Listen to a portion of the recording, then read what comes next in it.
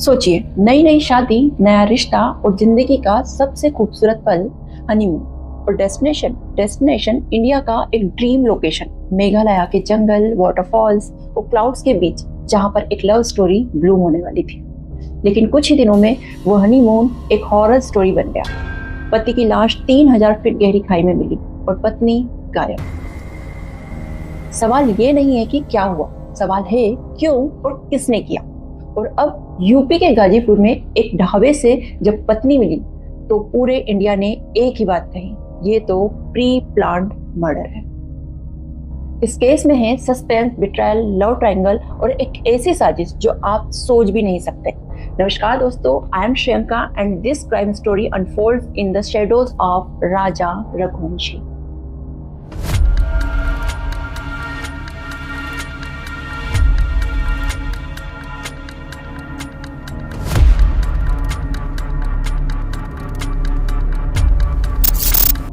बात last year 2024 अक्टूबर की है। इंदौर में रामनवमी के मौके पर रघुवंशी बिरादरी में एक परंपरा है कि उनके यहाँ जो लड़का या लड़की शादी के लायक होते हैं उनके लिए घर वाले पर्ची बनते हैं, जिसमें उनका बायोडाटा होता है। अपने ही समाज की तरफ से लाए गए बॉक्स में उसे डाल दिया जाता है, ताकि अगर किसी को उनकी बिरादरी में शादी करनी है, कोई लड़का चाहिए या लड़की चाहिए, तो वो आकर देख लें। चूंकि सोनम और राजा रघुवंशी की उम्र शादी लायक हो चुकी थी। सोनम लगभग 25 साल की और राजा रघुवंशी लगभग 28 साल के हो चुके थे। इसीलिए सोनम के घर वालों ने भी पर्ची डाली सोनम की। उधर राजा रघुवंशी के घर वालों ने भी अपने बेटे का बायोडाटा पर्ची में बनाकर उस बॉक्स में डाल दिया। फिर ये जैसे मैट्रिमोनियल साइट में होता है ना, वैसे ही हुआ। दोनों परिवारों ने एक दूसरे का बायोडाटा मैच किया, साथ ही दोनों ने एक दूसरे को देखा। दोनों परिवारों में बहुत कुछ मैच कर रहा था। एक दूसरे के परिवार से कांटेक्ट किया गया। उसके बाद फरवरी में दोनों ही परिवार आपस में मिले। लड़के को लड़की और लड़की को लड़का पसंद आ गया। रोका हो गया, एंगेजमेंट तय हो गई, सब कुछ सही चल रहा था। लेकिन राजा और सोनम के बीच अब तक भी ज्यादा बातचीत नहीं हो पा रही थी। इस बात पर राजा एक बार अपनी माँ से बात करता है, शिकायत करता है कि माँ, शायद सोनम को मुझ में इंटरेस्ट नहीं है, वो मुझसे ज्यादा बातें नहीं करती है। तब माँ का जवाब आता है कि ऐसा नहीं है, मैं उससे बात करती हूँ। जब माँ के जरिए सोनम से बात होती है तो सोनम बताती है कि मैं अपने पापा की फैक्ट्री का काम संभालती हूँ, थोड़ा व्यस्त रहती हूँ, इसीलिए बस मैं ज्यादा बातें नहीं कर पाती हूँ। लेकिन उस दिन के बाद से सोनम राजा से अच्छे से कॉल पर बात करने लगती और उनके बीच शादी से पहले से ही काफी अच्छे से बातचीत होने लगती है। अब कुछ समय बीता और शादी की तारीख 11 मई तय हो गई और कुछ समय के बाद 11 मई को उन दोनों की शादी भी हो गई। यहाँ तक सब कुछ ठीक चल रहा था, लेकिन इस शादी के पीछे एक और कहानी चल रही थी। कहानी ये थी कि सोनम के पिता देवी सिंह की अपनी एक प्लाईवुड की फैक्ट्री थी और उनकी इस फैक्ट्री में एक मैनेजर था जिसका नाम था राज कुशवाहा। दोस्तों, ये नाम याद रखना, आगे स्टोरी में ये नाम बार बार आएगा और ये नाम काफी इंपॉर्टेंट है इस स्टोरी में। चलिए अपनी कहानी पर आगे बढ़ते हैं। ग्रेजुएशन की पढ़ाई पूरी करने के बाद सोनम भी अपने पिता के इस बिजनेस में उतर गई और वो एक एचआर हेड के तौर पर अपने फादर के इस बिजनेस में काम करने लगी। अब वो भी डेली ऑफिस जाती थी। वहां मैनेजर राज कुशवाहा भी आता था। राज कुशवाहा की उम्र करीब 21 साल और सोनम की उम्र उस समय पर 24 या 24 साल के आसपास थी। आने जाने, मिलने मिलाने के दौरान दोनों की दोस्ती हो गई और फिर प्यार हो गया, लेकिन ये प्यार जमाने से छुपा रहा। इसी बीच घर वालों ने सोनम का रिश्ता तय कर दिया। चूंकि शादी तय हो चुकी थी तो सोनम की हिम्मत नहीं हुई सच बताने की, अपने घर वालों के खिलाफ जाने की, तो खामोशी से उसने भी अपनी रजामंदी दे दी इस शादी के लिए। 11 मई को शादी हो गई, लगा सब कुछ भूली बिसरी बातें हो जाएगी, लेकिन ऐसा नहीं था।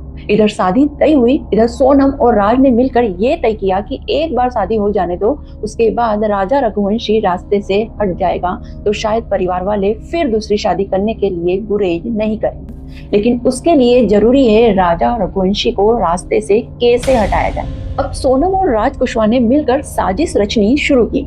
राज कुशवाहा के 3 दोस्त थे इंदौर में।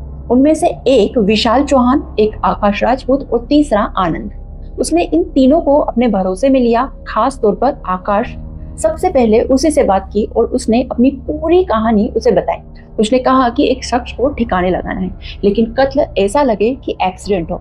इस पर आकाश ने कहा, ठीक है, it's shocking, one friend asked the other to kill and he agrees without hesitation, a chilling reminder of how humanity is slowly dying within us. इधर सोनम के ही परिवार के ज्योतिषी ने घर वालों को ये बात समझा दी थी कि विदाई की तारीख क्या होगी। विदाई के बाद जून तक सोनम को कहीं बाहर नहीं जाने दिया जाए, हनीमून मनाने तक के लिए भी बाहर नहीं जा सकती। लेकिन सोनम बहुत दिनों तक अपने ससुराल में रहना नहीं चाहती थी, क्योंकि उसे प्यार किसी और से था। उधर राजा के घर वाले नहीं चाहते थे कि वो इतनी जल्दी हनीमून पर जाए, क्योंकि पहलगाम के बाद हालात बिल्कुल भी ठीक नहीं थे। उन्होंने कहा थोड़ा रुक जाओ। अब सोनम की साजिश ये थी कि उसे जल्द से जल्द जाना था, ऐसी जगह जो इंदौर से काफी दूर हो और वहां से किसी के मरने की खबर भी बहुत देर से आए। तो उसने मेघालय को चुना। You probably already know that Meghalaya is a north-eastern state and its capital is Shillong. उसने मतलब सोनम ने काफी कुछ स्टडी किया शिलोंग के बारे में। उसे ये भी पता चला वहाँ अच्छे अच्छे टूरिस्ट प्लेस है, क्लाउड्स है और गहरी खाइयां भी हैं। लेकिन राजा रघुवंशी अपनी फैमिली की इजाजत के बिना इतनी दूर मेघालय जाने को तैयार नहीं था। यहाँ राज कुशवाहा और सोनम का प्लान फेल होते हुए नजर आ रहा था। तो फिर राज कुशवाहा और सोनम ने एक नई साजिश रची। उसने कहा तुम एक काम करो, तुम राजा से ये जाकर कहो कि तुम हनीमून के लिए एक सरप्राइज गिफ्ट दे रही हो और फ्लाइट के टिकट तुम कंफर्म करवाओ। सोनम ने अपने पैसे से फ्लाइट की टिकट बुक कराई बिना राजा रघुवंशी को बताए हुए, और 18 मई को उसने राजा को बताया कि हम हनीमून मनाने के लिए मेघालय जाएंगे वाया असम। बीच में उसने कामाख्या देवी मंदिर दर्शन की बात भी कही। अब घर वाले राजी नहीं थे, लेकिन अचानक जब राजा को पता चला कि टिकट बुक हो चुकी है मेघालय के लिए, तो राजा ने अपनी माँ को बताया। माँ ने कहा बेटा अभी मत जाओ। इस पर राजा रघुवंशी ने कहा लेकिन सोनम ने तो टिकट बुक करा दी है, अब जब टिकट बुक हो गई है तो नुकसान होगा। तो अधूरे मन से पेरेंट्स ने इजाजत दे दी। कहा अच्छा जाओ, कितने दिन के लिए जाओगे? उसने कहा शायद 5 या 7 दिन के लिए। एक्चुअली सोनम ने रिटर्न टिकट बुक नहीं कराए थे। उसने कहा कि वहां जाएंगे, घूमेंगे, पता नहीं और कहाँ कहाँ जा सकते हैं, और वापसी की टिकट बाद में कराएंगे। और इसके बाद ये लोग 20 मई को इंदौर से निकलते हैं, वहां से गुवाहाटी, और फिर 21 मई को पहुंच जाते हैं मेघालय की। अब दोस्तों ये तो एक कहानी थी, दूसरी कहानी भी है जो कि पर्दे के पीछे चल रही थी। 11 मई को जैसे ही शादी हो गई उसके बाद प्लान बना मेघालय जाने का, और राजा रघुवंशी और सोनम की फैमिली ने मेघालय जाने के लिए हाँ कह दी। उसके बाद अब राज कुशवाहा का रोल यहाँ पर शुरू होता है। राज कुशवाहा ने अपने तीनों दोस्तों विशाल, आकाश और आनंद को कुछ रुपए दिए और एक मोबाइल फोन दिया और कहा कि सिर्फ यही मोबाइल तुम यूज करोगे मेघालय जाकर। कोई भी कॉल या मैसेज करना है तो अपने नंबर्स का यूज बिल्कुल भी नहीं करोगे और किसी और नंबर का यूज भी नहीं करोगे। 17 मई यानी कि सोनम और राजा के जाने से 3 दिन पहले इन तीनों सुपारी किलर्स को उसने सड़क और ट्रेन के रास्ते मेघालय पहुंचने को कहा।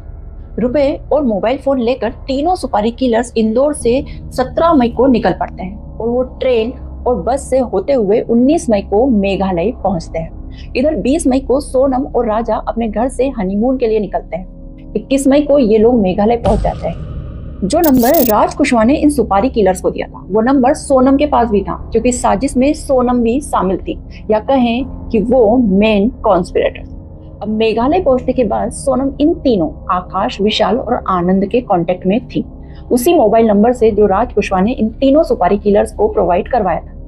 जहां जहां राजा रघुवंशी और सोनम घूमने जाते वो लोकेशन सोनम उन तीनों सुपारी किलर्स को पास ऑन कर देती और वो उनके आसपास ही होते थे हर जगह। उन लोगों को सिर्फ एक मौके की तलाश थी।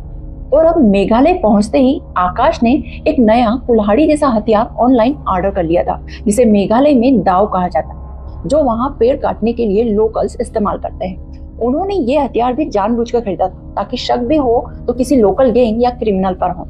और अब इधर राजा रघुवंशी को अगले दिन मतलब 22 मई को ट्रैकिंग पर जाना था। नई जगह है, कुछ भी देखा हुआ नहीं है। अब ऐसे में ट्रैकिंग पे जाने में कोई भटक सकता है। तो राजा रघुवंशी ने देखा बहुत सारे लोग गाइड लेकर जा रहे हैं, तो उसने भी एक गाइड कर लिया जिसका नाम था अल्बर्ट पेट। अल्बर्ट पेट के साथ साथ अब राजा और सोनम चलने लगे। अब दोस्तों आप लोगों में से अगर कोई मेघालय गया होगा, आप लोगों ने मेघालय के वीडियो देखे हैं या फिर कहीं मेघालय के बारे में पढ़ा होगा, तो आप लोगों को पता होगा कि यहाँ पर कई छोटी और बड़ी पहाड़ियां हैं। अगर आपको मेघालय घूमना है तो इन पहाड़ियों पर बार बार चढ़ना और उतरना पड़ेगा। Okay now let's get back to our story.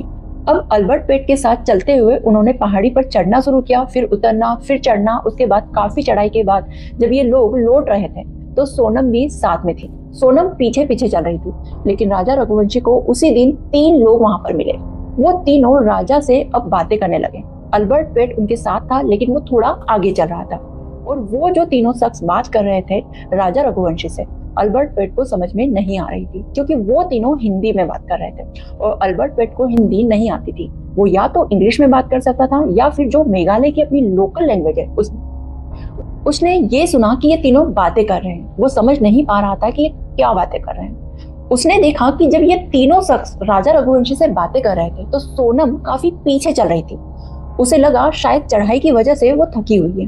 दोस्तों, अब बात करते हैं नेक्स्ट डे मतलब 23 मई की, जब राजा रघुवंशी और सोनम एक स्कूटी रेंट पर लेकर घूमने निकलते हैं। इस बीच सोनम उन तीनों सुपारी किलर्स के साथ बराबर कांटेक्ट में थी। वो लोकेशन शेयर कर रही थी, मैसेज के थ्रू बराबर टच में थी उन लोगों के। अब दोस्तों, वो पहुंचते हैं मेघालय के खासी हिल्स की तरफ। खासी हिल्स ये काफी सुनसान इलाका है।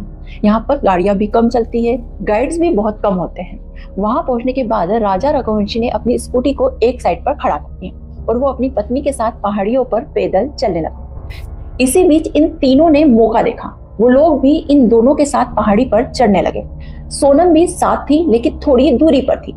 ये सभी आगे पीछे ही चल रहे थे। सभी एक दूसरे से एज यूजुअल लोकेशन शेयर करते हुए टच में थे। वो तीनों शख्स आसपास ही चलते हुए एक ही जगह पर पहुंचे जहां राजा रघुवंशी और उसकी पत्नी सोनम पहले से ही पहुंच चुके थे। क्योंकि 22 मई को राजा रघुवंशी और वो तीनों सुपारी किलर्स की ऑलरेडी मुलाकात हो चुकी थी, उनके बीच दोस्ती हो चुकी थी, अब वे अनजान नहीं थे। इसीलिए राजा भी उनसे बहुत प्यार से मिला। उस दूर साथ में चलने के बाद अचानक उन तीनों सुपारी किलर्स ने मौका देखा। वही हथियार जो उन्होंने ऑनलाइन परचेस किया था, जिसे मेघालय में दाव कहा जाता है, उसे निकाला। तेज धारदार हथियार से पहला बार राजा रघुवंशी के सर के पीछे किया। उसी से आधा काम तो हो चुका था। दूसरा बार उन्होंने आगे सर पे किया, मतलब सर के आगे की तरफ मारा। उन्हें यकीन हो गया कि अब बचने की गुंजाइश बिल्कुल भी नहीं है। खून से लथपथ राजा रघुवंशी को वहीं खाई से नीचे फेंक दिया गया। खाई बहुत गहरी थी। राजा रघुवंशी को अपनी जान बचाने का एक मौका तक नहीं मिला। दोस्तों, कत्ल करने के बाद ये तीनों सुपारी किलर्स 23 मई को ही मेघालय छोड़ देते हैं और सड़क के रास्ते और फिर ट्रेन से होते हुए बिहार जाते हैं, फिर यूपी जाते हैं और फिर इंदौर पहुंचते हैं। इधर जो मेन कॉन्स्पिरेटर 2 लोग थे, सोनम और उसका बॉयफ्रेंड राज कुशवाहा। अच्छा, राज कुशवाहा इस पूरे वारदात में कहीं नहीं दिखा, क्योंकि वो इंदौर में ही था और वहीं से इस पूरे घटनाक्रम में अपनी नजर गड़ाए हुए था। राज कुशवाहा और सोनम ने इस तरीके से प्लानिंग की थी दोस्तों कि कल को ये शक हो जाता है कि उनकी दोस्ती है या उनकी आशिकी के चर्चे हो सकते हैं, जो कि अब तक की छुपे हुए थे। इसलिए राज कुशवाहा को इस पूरे घटनाक्रम के दौरान लगातार इंदौर में ही रहना था और इंदौर में ना सिर्फ होना था, बल्कि उसके फादर की जो फैक्ट्री थी, प्लाईवुड का जो काम था, वहां उसको जाना था। हर दिन वो फैक्ट्री जा रहा था, मर्डर के बाद भी। और अब मर्डर के बाद सोनम भी 23 मई को मेघालय छोड़ देती है। 23 मई के बाद सारे कॉन्टेक्ट टूट गए, मोबाइल फोन्स बंद हो गए। ये भी प्लान का ही एक हिस्सा था कि उन तीनों सुपारी किलर्स के साथ सोनम कहीं नहीं दिखनी चाहिए। अब राजा रघुवंशी और सोनम रघुवंशी दोनों के ही फोन स्विच्ड ऑफ थे, जिस वजह से घर परिवार के लोग परेशान हो रहे थे। 26 मई को राजा और सोनम के भाई इन दोनों को ढूंढने के लिए मेघालय के लिए निकलते हैं और हर तरफ अब इन दोनों की खबरें हैं। मेघालय पुलिस स्टेशन पर इन दोनों की मिसिंग रिपोर्ट दर्ज की जाती है। न्यूज चैनल पर इंदौर के इस कपल के किडनैप होने की खबरें चलने लगती। इतना सब कुछ हो रहा था, पूरे इंडिया में ये न्यूज ब्रेकिंग न्यूज की तरफ फैल रही थी। उस समय भी राज कुशवाहा, जो कि इस क्राइम का सेकंड मास्टरमाइंड है, लगातार सोनम के परिवार के साथ ही था। अब कुछ दिनों की पुलिस की छानबीन के बाद राजा रघुवंशी का शव एक खाई में मिलता है, जिसके बाद राजा के परिवार वालों के बीच एक सनसनी सी फैल जाती है। दुख का माहौल छा जाता है, घबराहट होने लगती है लोगों में। आखिर ये क्यों हुआ, कैसे हुआ और किसने किया? इसी बीच सभी को सोनम रघुवंशी की भी चिंता सताने लगती है, क्योंकि उसका भी पता अब तक नहीं चल पाता था। सभी लोग सोनम के सुरक्षित बचे रहने की प्रार्थना करने लगते हैं। ये शुरुआती दौर में सीधे सीधे लूट का मामला नजर आता है, लेकिन कहानी तो कुछ और ही थी, जिसका खुलासा अब जल्द ही होने वाला था। क्योंकि सोनम रघुवंशी ने 23 मई को ही मेघालय छोड़ दिया था, अब सड़क और ट्रेन के रास्ते होते हुए वो बिहार पहुंचती है। उसने अपना मोबाइल फोन स्विच ऑफ कर दिया था, फेंक दिया था। उसे पता था अगर फोन ऑन रखा गया तो पुलिस को लोकेशन पता चल जाएगी। बिहार पहुंचने के बाद वो यूपी का रुख करती है। 8 जून की रात को यूपी में गाजीपुर पहुंची, वो भी ट्रेन से गाजीपुर रेलवे स्टेशन पर उतरकर। वो इस हाईवे के एक ढाबे पर पहुंचती है, वो भी नाइट में 2 बजे के आसपास। अब सवाल ये है कि 15 दिन तक अगर वो गायब थी, तो वो अचानक 8 जून की रात को ही ढाबे पर क्यों पहुंची? तो दोस्तों इसकी भी एक कहानी थी। जब 23 मई को मोबाइल स्विच ऑफ हो गया और दोनों राजा रघुवंशी और सोनम गायब हो गए, तब 26 मई को दोनों परिवार के भाई मेघालय पहुंचे। इसके बाद मेघालय पुलिस में कंप्लेंट हुई। मेघालय पुलिस अब दोनों गुमशुदा लोगों की तलाश में जुट गई, क्योंकि उन्हें पता नहीं है कि क्या हुआ है। और ये तलाश 2 जून तक चलती रही। 2 जून को पहली बार राजा रघुवंशी की लाश खाई में मिलती है। तब पहली बार पता चलता है कि इन दोनों में से एक का कत्ल हो चुका है। तो अब तक जो मिसिंग पर्सन्स को ढूंढ रहे थे, लेकिन अब ये एक मर्डर का केस हो गया था। अब राजा के कत्ल के बाद एक की फिक्र थी, वो थी सोनम की। कुछ समय के बाद इधर राजा रघुवंशी के द्वारा रेंट पे ली गई स्कूटी भी पुलिस को मिल गई। सोनम की व्हाइट शर्ट मिली, सोनम का एक जैकेट जो कि रेनकोट था वो भी मिला, जिसमें खून लगा हुआ था। तो अब हर एक के दिल की धड़कनें बढ़ी हुई थी कि कहीं जो राजा के साथ हुआ वो सोनम के साथ भी तो नहीं होगा। और इसी वक्त फिर सारी बातें आने लगी। पुलिस का सर्च ऑपरेशन अब तेज हो गया। घर वाले मेघालय पुलिस पर उंगलियां उठाने लगे, लेकिन मेघालय पुलिस अपनी तफ्तीश में जुटी रही, क्योंकि अब तक सोनम मिसिंग थी। अब 2 जून के बाद ये मर्डर का केस हो गया था। तो तलाश करते करते पुलिस उस गाइड के पास पहुंची जिस गाइड के जरिए 22 मई को राजा रघुवंशी और सोनम की ट्रैकिंग पर निकले थे। इस अल्बर्ट पेड नाम के गाइड से पूछताछ हुई। तब उस गाइड ने पहली बार बताया कि 22 मई को उसने राजा को 3 लोगों से बातें करते हुए देखा। वो तीनों हिंदी बोल रहे थे। अब पुलिस की इन्वेस्टिगेशन का दायरा यहाँ शुरू।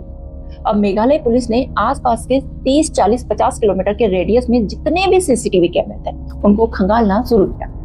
जब खंगालना शुरू किया तो पहली बार पुलिस चौंकी, इसलिए कि ऐसे कई लोकेशंस मिले जहां जहां पर सोनम और राजा रघुवंशी थे। वहां पर 3 शख्स मौजूद थे।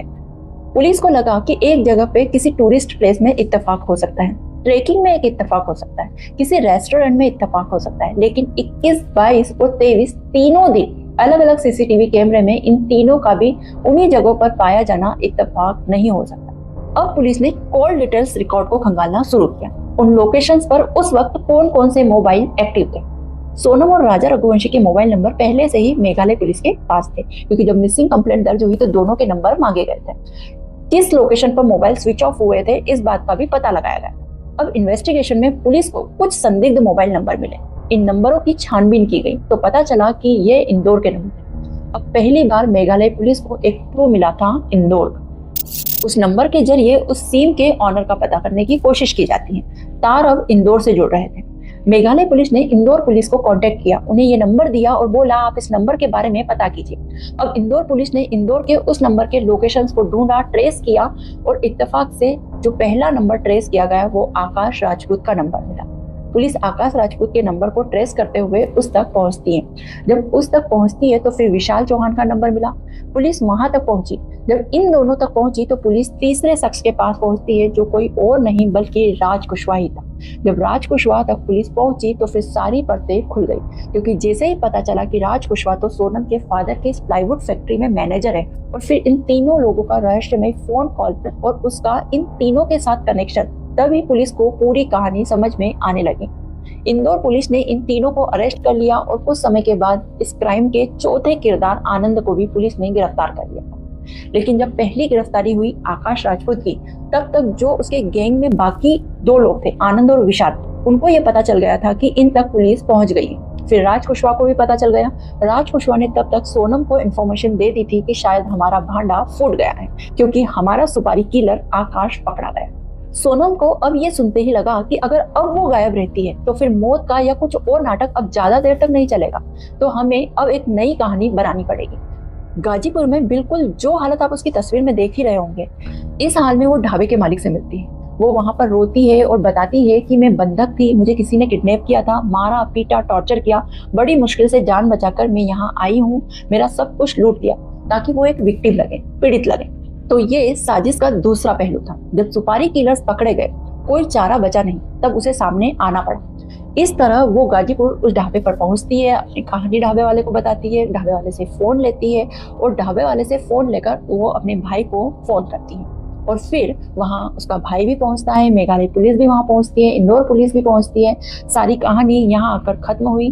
अब चूंकि इस केस के तार 3 स्टेट से जुड़े हुए हैं, राजा और सोनम इंदौर के हैं, कत्ल मेघालय में हुआ और प्राइम एक्यूज्ड सोनम यूपी के गाजीपुर में पकड़ी गई। लेकिन मर्डर जो हुआ, जो क्राइम था, वो मेघालय में हुआ था।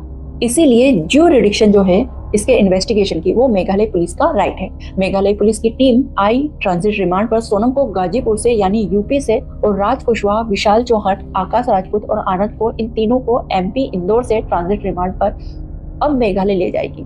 वहां इनका मुकदमा चलेगा, वहीं आगे की सारी कार्रवाई की जाएगी। बाकी की कहानियों की जितनी कड़ियां हैं, जो टुकड़े हैं, वो धीरे धीरे करके आपस में जुड़ेंगे और बाकी की जो भी सच्चाई अभी अधूरी रह गई है आने वाले दिनों में आपके सामने होगी। बट इस कहानी को खत्म करने से पहले मैं आप लोगों से ये कहना चाहूंगी कि हर रिश्ता दिखने में जितना परफेक्ट हो, जरूरी नहीं है कि अंदर से भी वो रिश्ता वैसा ही हो। आजकल इमोशनल मैनिपुलेशन और फेक बॉन्डिंग का जमाना है, जहां इंसान अपनी सेल्फिशनेस के लिए किसी की जिंदगी तक ले सकता है। तो इस अफसोसनाक कहानी में फिलहाल इतना ही। आपसे मुलाकात होगी किसी और नई कहानी के साथ। तब तक अपना और अपनों का ख्याल रखिए। धन्यवाद।